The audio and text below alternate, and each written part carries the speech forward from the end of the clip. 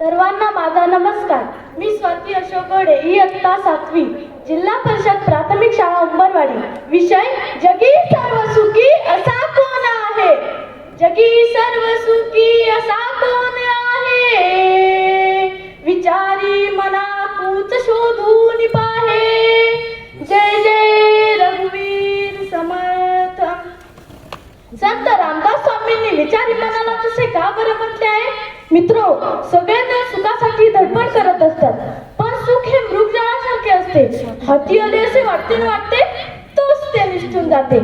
प्रयत्न करणारा सुखाचा हकदार आहे, परंतु जो असा दिवस घालवतो तो सुद्धा सुखाची अपेक्षा करतो. मंडळी, सुख सुख सुख सुख म्हणजे नक्की काय असतो. प्रत्येकाच्या सुखाच्या कल्पना ह्या वेगळ्या असतात. सुख हे मानण्यावर असते. माणसाच्या मनात सुख आणि दुःखाच्या कल्पना रुजलेल्या असतात. मनासारखी गोष्ट घडली तर सुख आणि मनाविरुद्ध घडली तर दुःख, निराशा असं असतं माणसाचं मन. माणसाचं सगळं आयुष्य घडतं बिघडतं ते त्याच्या मनामुळे. म्हणून तर संत रामदास स्वामींनी मनुष्याच्या मनावर जास्त भर दिलाय. म्हणून त्यांनी मनाचे श्लोक लिहिले. मित्रांनो, आज 21व्या शतकातही माणूस मनासारखे घडले नाही तर देवाला आणि दैवाला दोष देतो. ना उमेद होऊन कर्म करायचे सोडून देतो आणि तो दुःखाच्या खाईमध्ये पडतो. सुखाची परिभाषा वगैरे करणं तसं फारच कठीण, कारण ज्याच्या त्याच्या दृष्टीने ज्याचं त्याचं सुख हे वेगळं असणार हे निश्चित. आणि म्हणून तो त्या सुखाच्या शोधात कायम पृथ्वीवर असणार हे निश्चित. समर्थ रामदास स्वामी पुढच्या ओळींमध्ये म्हणतात, मनात्वाची रे पूर्व संचित केले तया सारखे भोगणे प्राप्त झाले. म्हणजे ज्याचे जसे कर्म असतील त्याप्रमाणे त्याला सुख किंवा दुःख वाटायला येईल. म्हणजेच कर्म चांगले केले तर सुख आणि वाईट कर्म केले तर अर्थात दुःखच. जगी जीवनाचे सार घ्यावे जाणून सत्वर, जैसे ज्याचे कर्म तैसे फळ देतो रे ईश्वर. मित्रांनो, सुखी माणसाच्या सगळ्या गोष्टी सर्वांना माहीतच आहे. मला तर केव्हा केव्हा विचार केला तर खरंच असं वाटतंय की खरोखर असा एखादा जादूचा सदरा असावा जो अंगात घातला की कोणत्याही परिस्थितीत माणूस सुखी आणि आनंदी राहील. सुख हे शेवटी ज्याच्या त्याच्या मानसिकतेवर अवलंबून असते.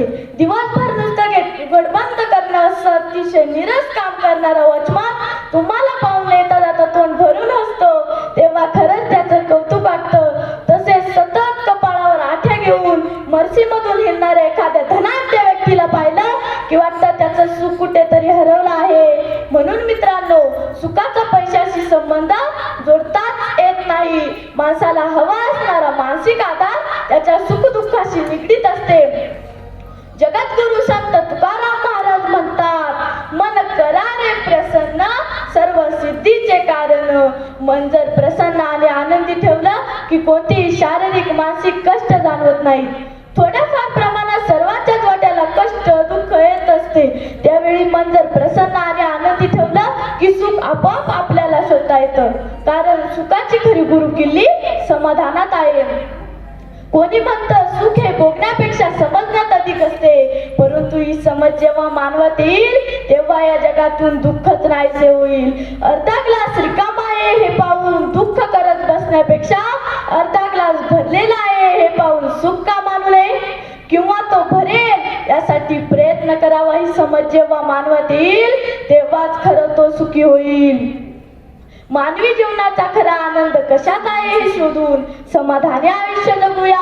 छोट्या छोट्या गोष्टींचा आनंद शोधूया. माणुसकी जपूया.